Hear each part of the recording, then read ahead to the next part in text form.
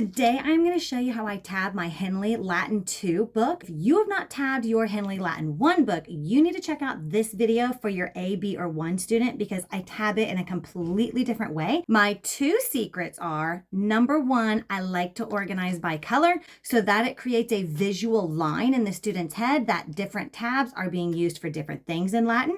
And number 2, I like to start at the back of the book when I tab. That way my tabs are so nice, neat, and organized. If we haven't met before, hi, my name's Lynn. I'm a homeschooling mom of 4, and it is my hope to help make homeschooling easy for you too. So here's what I have found most helpful in the Henle 2 book. I always like to spread out all of my tabs on the desk and go ahead and pre-label them before I start sticking them on the pages. This gives the chance for the ink to dry. I always use some sort of permanent marker like a Sharpie. I like thick, flat Sharpies. I like these Mr. Pen, really thin Sharpies. I did use the Mr. Pen tonight because I needed to write lots of words clearly. So we've got a couple of sections here, and I like to color code so that when I am looking for a type of thing, I know exactly what color I'm looking for. So the first thing we have in the yellow and blue are our lesson numbers 1 through 32. This year, Challenge 2 is only going to go through lesson 28, but because I am thorough, I went ahead and tabbed all the way through lesson 32. The next thing we have are the documents, which the students are actually going to read from the Roman Empire. This book actually does it a little bit backwards. So all the documents are in the beginning of the book and then the lessons are in the back. So that was a little interesting to figure out. There's 3 documents the students are going to be reading. HDW, which is how the guide abbreviated it. So I did my markings to match the guide, is the Helvetian Drive to the West, page 17. RAS is Revolt Along the Seacoast, page 73. And FIB is the First Invasion of Britain, page 99. Finally, I always like to tab the dictionaries in the back of the book because, let's be honest, we use those a lot. And so the first one they have is the classified word list. This is actually my favorite. It has every word listed by the part of speech that it is in. Oftentimes when I'm looking to translate a word, I can remember that it's a second conjugation noun and I just need the translation. So I can then flip exactly to the second conjugation noun list and I can find it a little more easily than I can in the Latin to English sometimes because you have to really know the stem of the word, the root of the word in order to find it there. And then we have the Latin to English dictionary and then the English to Latin dictionary, all of which I use at different times during my translations. All right, now that we've got our tabs sorted out, I always start in the back of the book and I lay it flat on the table so that my tabbing is even along the sides, and this helps me to measure everything out correctly. And I am going to start from the bottom of the book. I particularly like these tabs because I can line up the color with the edge of the page and get it even every single time. So we're going to start with the English Latin vocabulary. And then I'm going to line this up and do the Latin English. By starting at the back of the book, I can get my spacing where I want it precisely. And the classified word list. Starting with lesson 32, I'm going to go ahead and start at the bottom again and just overlap where I put the dictionaries because that's how I want my book to look. And I wrote the numbers at the bottom of these tabs so that I could overlap the tabs slightly, purely for aesthetic reasons. I like the looks of this best. And I want to make sure I get my spacing correct here. Okay. And I'm going to continue through here, one lesson at a time.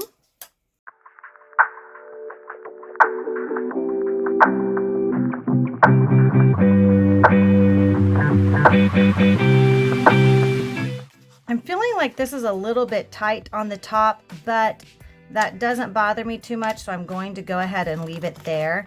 Now with my next lesson, I'm going to start back at the bottom and lap them over top again.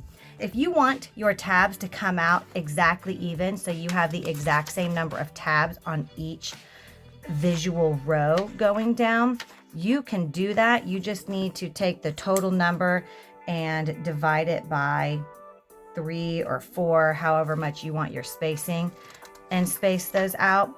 I, however, do not mind for my first row of tabs to not come all the way up to the top, and you'll see what that looks like when we finish.